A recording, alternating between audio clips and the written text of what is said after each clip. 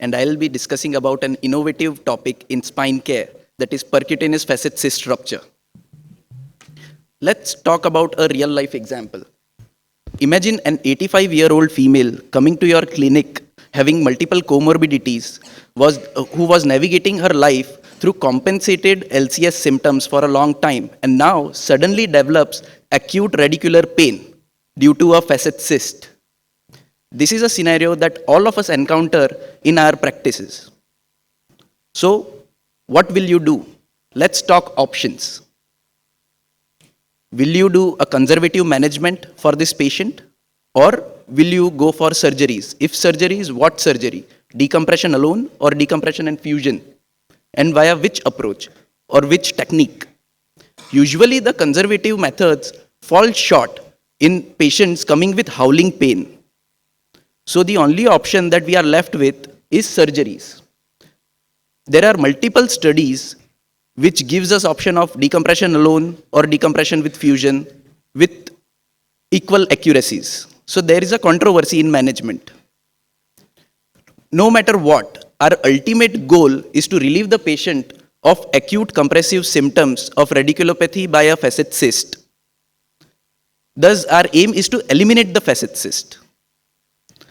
In this era of minimally invasive procedures and technological advancements, we should provide optimized care to the patient and avoid subjecting the patient to extensive procedures. This brings us to the topic of our study, that is evaluating efficacy of percutaneous facet cyst rupture as a primary treatment modality. We conducted a retrospective analysis of prospectively collected data with inclusion criteria of acute onset radiculopathy symptoms due to unilateral facet cyst.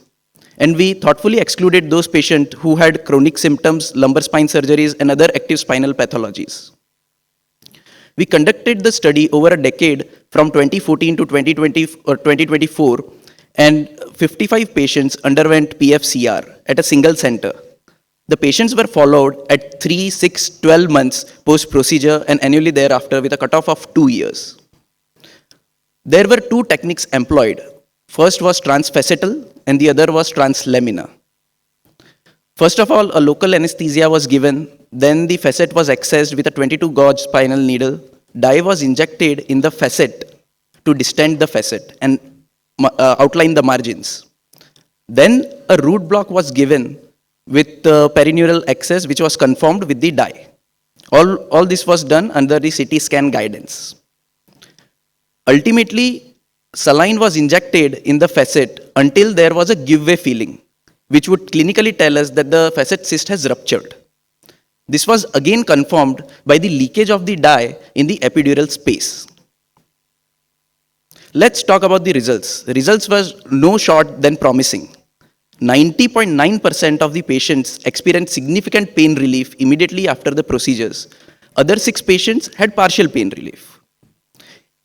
According to the demographics, there were 27 males and 28 females, and the age range was 44 to 87 years. The average VAS score pre-procedure was 8.4, which was brought down to 2.2 immediately, and all this with 0 complications. The patients were also grouped according to their facet orientations. 24 patients had favorable facet orientation, which was coronally aligned facets. The other patients, the 31 patients, had unfavorable facet orientations, which were sagittally oriented facets or facet tropisms. At 1 year follow-up, 79.6% patients still reported significant pain relief, though a small percentage had recurrence of the cyst and some had to undergo surgery. At final follow-up, 38 out of 53 patients had no significant complaint, that is 71.6%. Out of this 38 patients, 23 had favorable facet orientation, 15 had unfavorable facet orientation. Total 3 patients had undergone surgery for persistent lumbar canal stenosis symptoms. 2 patients had cyst recurrence and 2 patients were lost to follow-up. In conclusion, PFCR is a highly effective procedure providing sustained pain relief for majority of the patients. We found that those with favorable facet orientation had better outcomes, suggesting that facet orientation could serve as a predictor for long-term successful outcome. And all this rarely had any complications or had no complications. Patients who did not have successful outcome were still able to proceed with surgery without any repercussions from the procedure. So it's a win-win. There were other studies supporting our findings. One of these studies quoted that 87% patients had successful pain relief at even 1 or 2 years. There was another study which also quoted 86% pain relief in acute cysts. Also, there were studies in which the editors themselves said that even if 50% of the patients had significant pain relief without any morbidity, percutaneous facet cyst rupture should be included in our protocols.